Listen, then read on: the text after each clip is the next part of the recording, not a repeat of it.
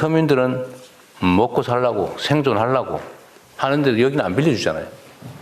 여기는 결국 15.9% 이자를 쓰든지 무슨 뭐 제2금융 심지어 사채를 쓰든지 대부업체 가든지 해가지고 이자를 뭐 엄청나게 내야 되는, 이게 지금 빈익빈 부익부를 심화시키지 않습니까?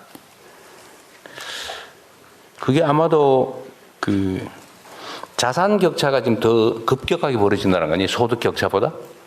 그 결국은 금융 역할 때문에 그런 거 아닌가요? 이제 글로벌 금융의 저금리가 됐을 때 학자들이 과연 저금리가 되는 게 소득 분배에 플러스가 될 거냐 마이너스가 될 거냐. 보통 보면 저금리가 되면은 말씀하신 대로 더 금융 공급이 잘 돼서 격차를 줄일 것 같지만 오히려 고소득자나 이런 분들이 더 잘 활용하기 때문에 그 돈을 갖고 더 많이 벌리는. 그러니까 저금리나 금융 상황이 개선이 되면 신용도 높은 고소득자 이런 쪽이 압도적으로 유리해져 가지고 자산 격차가 확 벌어져 버린다는 거잖아요. 금융의 역할이 반대로 가고 있는 거죠. 근데 이런 건 일종의 자연현상 같은 건데 이거를 교정하는 힘은 결국 정책과 정부밖에 없잖아요. 그래서 금융이나 금감원 역할이 정말로 중요합니다. 근데 의지를 가지고 열심히 해도 조금 개선이 되는데 잠깐만 방심하면 확 되돌아가잖아요.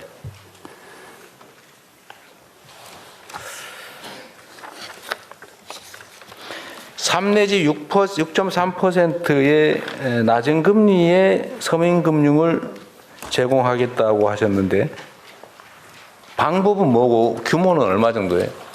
네, 지금 그게 이제 불법 사금융 대출이라고. 네. 사실 이건 거의 아무것도 안 보고 진짜 급하신 분들이 와서 돈을 받아가는 겁니다. 지금 현재 있고요. 15.9%. 네네, 100만 원 받아가실 수 있습니다.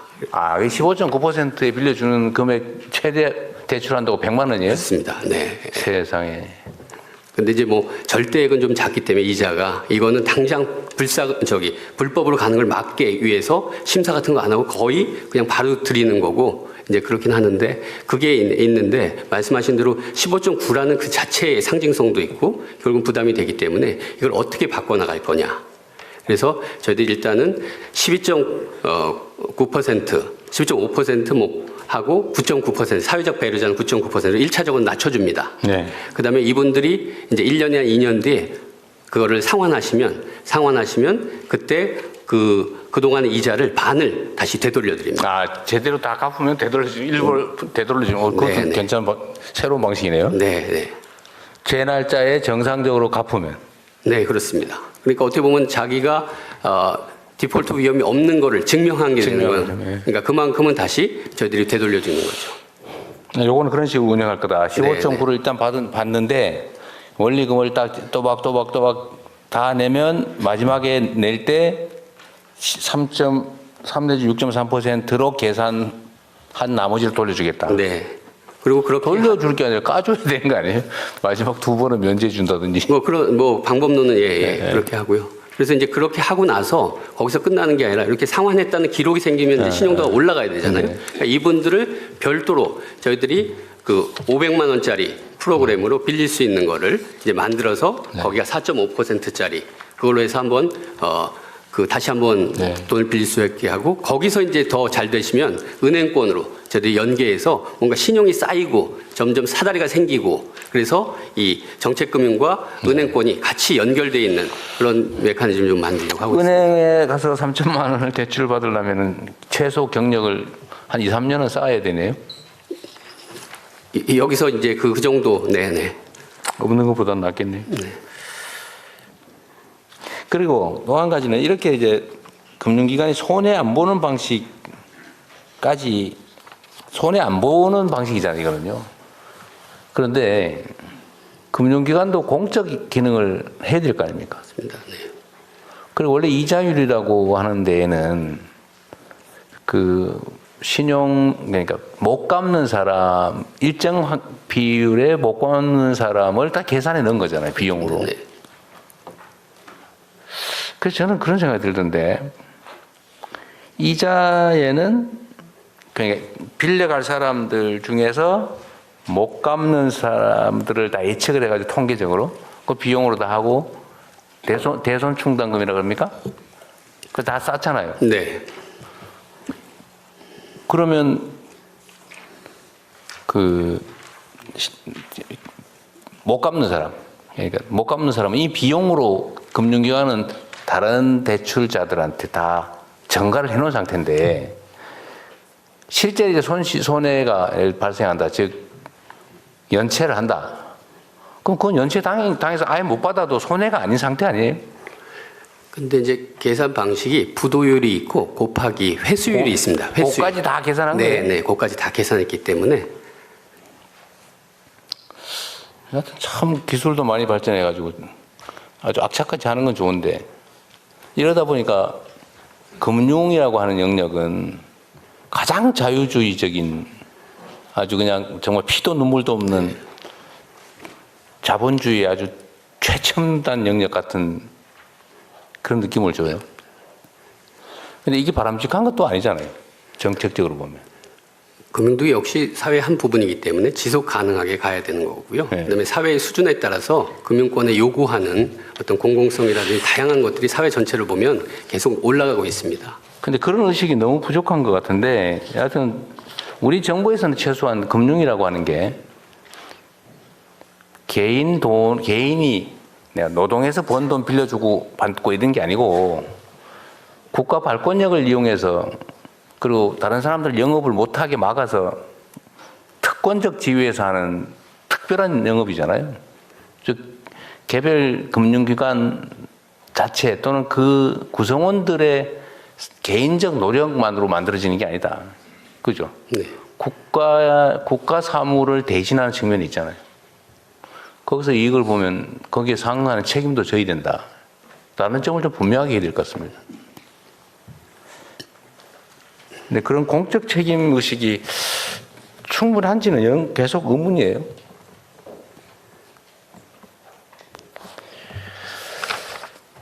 상시 채무 조정 제도 내시라도 꼭 필요한 일이겠고요. 여하튼 연체 채권에 대해서 우리 사회가 너무 가혹해요. 그건 원래 비용으로 당연히 발생하는 것이고, 그건 적절하게 정리를 하는 게 사회 전체를 위해서도 필요하잖아요. 그 금융기관이 연체자 이런 부분들을 사실은 일종의 고객이었던 거거든요. 그리고 계속 고객 관계인데 그게 아니라 결국 수익을 계속 창출하는 대상으로 보다 보니까 그런 측면에서 말씀하시는 그런 부작용들이 많이 있는 것 같습니다.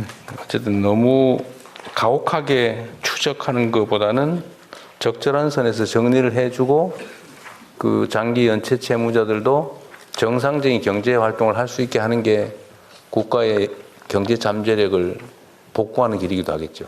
그리고 조기에 그걸 빨리 조정하는 게 훨씬 더 효과적입니다. 저 장기를 끌고 가서 나중에 수습도 안 되는 경우 되면 사회도 힘들고 개인도 힘들고 그렇습니다. 정부도 힘들죠. 그것 전부 다 이제 재정적으로 지원해야 되니까요.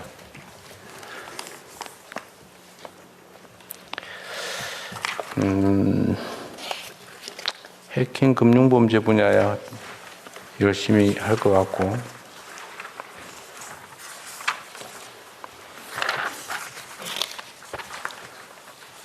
주가 조작 근절 합동 대응단은 인력 규모나 뭐 이런 건 문제 없어요? 사실 좀 부족하긴 부족합니다. 지금 37명이거든요. 너무 적은데? 네. 그렇습니다. 그래서 거기는 각 기관에서 파견 보낸 거예요? 네. 저희 금융위에서 4명, 그다음에 금감원에서 한 20명, 거래소에서 한 12명, 그다음에 단장이 금감원 단장 뭐 이렇게 했고 연합군이 되는데 그래도 칸막이가 없어지니까 단계별로 한참 하고 넘기는 거를 같이 동시에 보고 그다음에 뒷단에서 무슨 생각하고 있는지가 앞단에도 연결되고 그러니까 굉장히 효과적으로 의사결정이 이루어져서 그 종례하면 한 굉장히 오래 걸렸던 거를 굉장히 짧게 그 기간들을 단축하고 이게 지금 일종의 한 개의 팀인 거죠? 네. 어제 역할 분담도 꽤 있을 거고. 네. 한두 팀을 더 만들어 보는 건 어떠세요? 저도 아니, 그래가지고 팀별로 경쟁도 좀 시키게. 저희들도 그렇게 이 기능을 지금 뭐 실무적으로 물어보면 뭐 포렌식이라든지 이런 거 할 때도 굉장히 많이 필요하고 뭐 그래서 그렇게 해주시면 저희가 1호, 2호 사건이 아니라 10호, 20호, 50호까지 잡아내겠습니다. 이거는 정말 탈탈 털어가지고 아예 꿈도 못 꾸게 만들어야 되는데 초기 대응이 중요하거든요.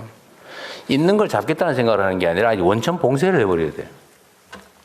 초기에 인력 투자를 좀 많이 해줘야 되는데 금감원에서 하신 말씀 하십시오. 네, 저 경쟁 체제를 대통령께서 말씀해 주셔서 금감원에도 사실은 이게 합동대응단에서 약간 지연되는 부분이 뭐냐면 포렌식 하는데 시간이 굉장히 많이 소요되고 있습니다. 근데 그 포렌식 장비나 그 종류별로 여러 가지가 많이 사용돼야 되는데, 그리고 요즘은 적법 절차 때문에 변호인 입회들이 굉장히 많이 있습니다. 근데 웬만한 그 데이터 큰 용량 같은 경우는 거의 3일, 4일 동안 포렌식을 하는 것만 매달려 있어야 됩니다. 근데 그 인력 자체가 합동대응단은 투입할 수 있는 게 한계가 있어서, 만약에 경쟁 체제를 하신다면 금감원에다가 비슷한 저거를 넣어서 같이 돌리셔도 매우 효율적으로 돌아갈 것 같습니다. 금감원에? 예, 저희가 포렌식 장비나 이런 부분의 인프라들은 금감원에 굉장히 많이 잘 구비되어 있습니다.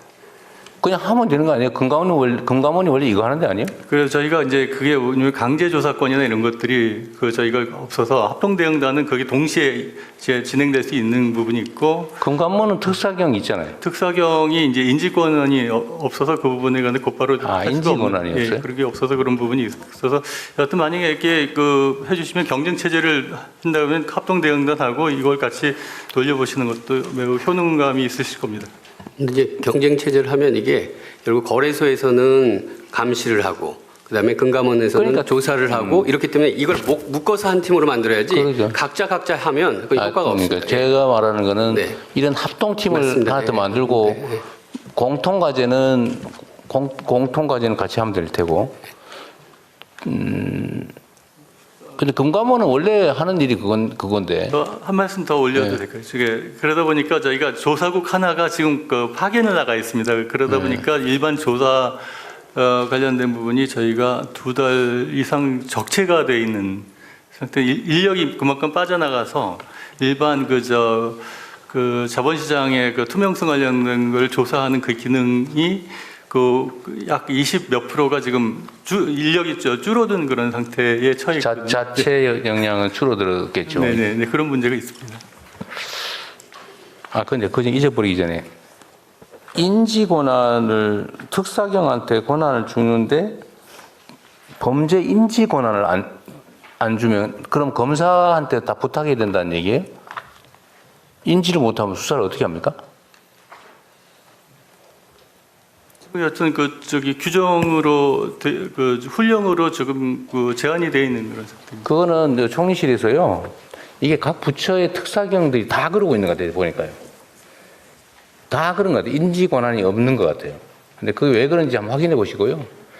그러니까 정식 경찰이 아닌 특사경들이 어디 배치되어 있는지, 그 사람들한테 인지 권한이 있는지 없는지 그거 한번 조사를 한번 해봐주세요. 예, 대통령이 기회를 주시면 우리 자본시장 전문가가 그 부분에 대해서 잠깐 설명을 좀 드리겠습니다. 금융위원회 증선위원 상임위원입니다. 그 히스토리를 설명을 드리겠습니다. 2010 길게 얘기할 거 없어요. 그냥 결론만 얘기합시다. 근데 그렇게 길게 얘기할 시간은 없어요. 당초에 그러니까 공무원에 대해서는 인지서권 주는 조사권을 검찰이 주는 거에 문제가 없다라고 국회와 이제 법원에서 그랬는데, 민간인 신분에 대해서는 그냥 광범위한 이 수사권을 주게 되면 일반 국민의 법감정과 오남용 소지가 있으니 일정한 통제를 둬야 된다라고 하는 게 당초의 취지였습니다. 그러니까 금감원은 민간 조직이기 때문에 그렇다. 예. 그래서 그러면 공무원들인 특사경에는 그런 제한이 없나 보죠? 예. 그것도 한번 알아보십시오. 예, 알아봅시다. 알아보고 그 논리적으로 뭔 문제가 있는지도 검토해 보시고요. 말씀 올려드릴까요? 그러니까 지금 현재 국민건강보험공단 지금 하고 있는 특사경은 인지 권한을 갖고 있는 것으로 저는 보고받고 있습니다. 그리고 또 하나는 한국부동산 감독원 이번에 신설하는 것도 인지 권한을 부여하는 것으로 알고 있습니다. 그래서 그 참고해서 종합적으로 판단해 주시기 바랍니다. 건보공단은 수사 권한이 없어서 이번에 새로 주자고 한 거 아니에요? 이번에 결정해 주신 겁니다. 그러니까 시작하려고 합니다. 인지 권한이고 뭐고 수사 권한 자체가 없었잖아요. 예, 맞습니다. 건보공단. 그거 잘못 알고 계신 것 같고. 어쨌든 그건 또 알아봅시다. 알아보고 이걸 좀 확대하는 방안을 좀 연구를 해보세요. 네, 연구해서 알겠습니다. 그거는 저기는 총리실에서 좀 전체 주관을 해서 예, 너무 규모가 적은 것 같습니다. 저희도 이번에 한번 청을 드리면 저희들이 그 자본시장 조사하는 게 네. 2개과밖에 없거든요. 그래서 예전에 자본시장 조사국이 있었는데 한번 국으로 만들어 주시면 제가 그 부분 같은 경우는 더 적극적으로 해보도록 하겠습니다. 공무원 수 늘리는 건 참 그렇더라고. 근데 금감원은 저 인원수가 꽤 많잖아요. 금감원이 원래 하는 일은 금융위는 조사보다는 정책 중심 아니에요? 원래 그래도 조사는 지금도 이 현장으로는 여기 금감원이- 합동대응반에 4명을 보내는데요. 그 과가 5명입니다. 4명이 가버리니까 여기가 그냥 사실상 공백 상태가 되니까요. 근데 원래는 그거는 금융위와 관계없이 금감원이 조사해야 되는 거 아니에요? 네, 그렇습니다. 원래 그렇잖아. 그 구조에 관한 문제는 좀 더 의논해서 한번 얘기해 네. 주십시오. 네, 하여튼 분명한 거는 조사 역량을 대폭 늘려야 되겠다는 거예요.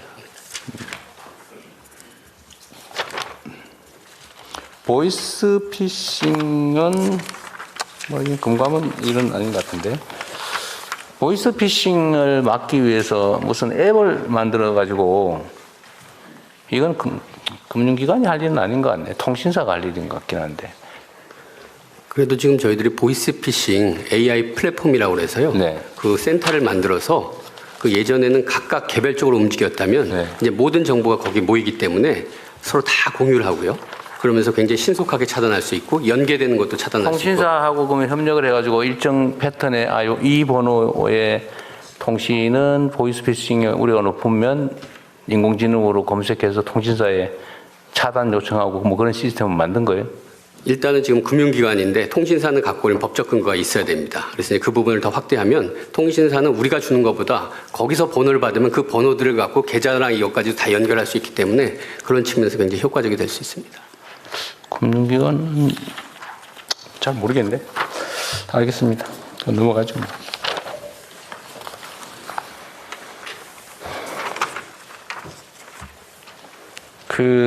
여기 13페이지 두 번 밑에서 2번 보면 영문 공시 의무 대상 법인을 확대하겠다.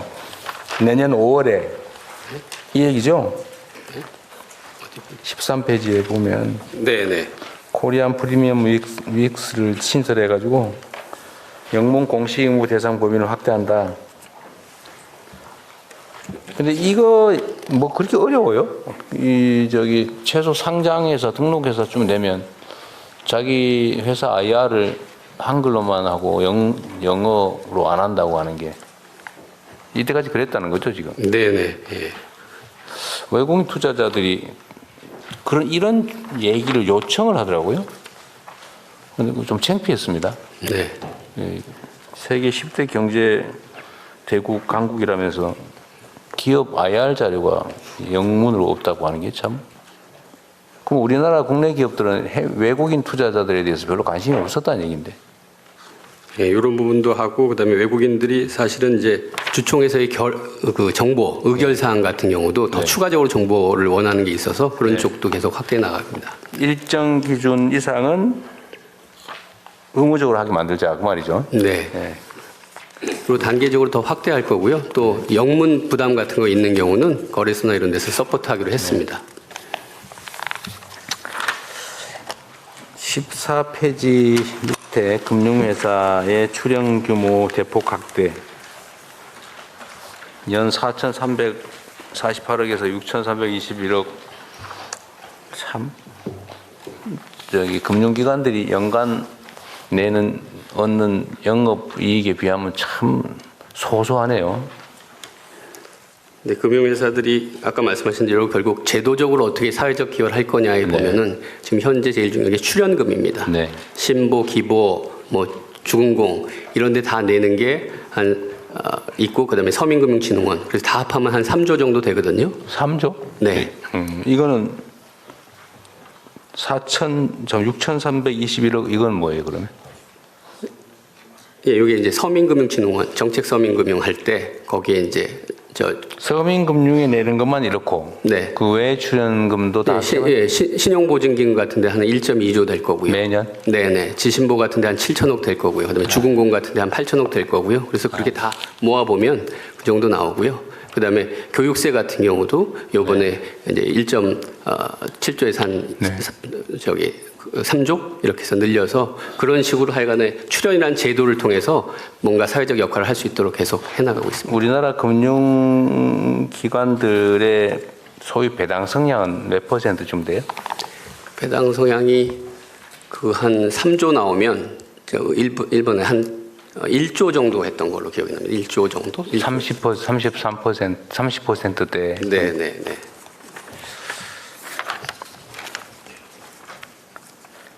16페이지 밑에 재기 지원 카드 상품 신설 이런 게 있네요. 네.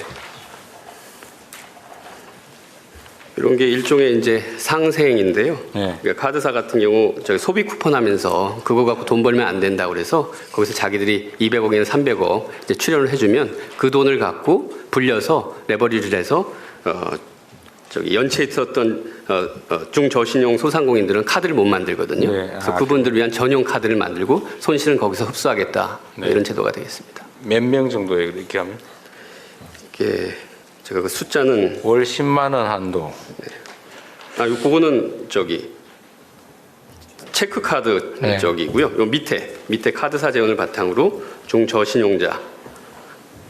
헥살론 카드 발급을 한다. 네. 그러니까 200억에서 300억 하면 이제 레버리지를 하면 한 1,000억이나 이렇게 되니까 그 부분의 혜택을 받을 수 있습니다. 안 하는 것보다는 훨씬 낫긴 한데 역시 소소하네요.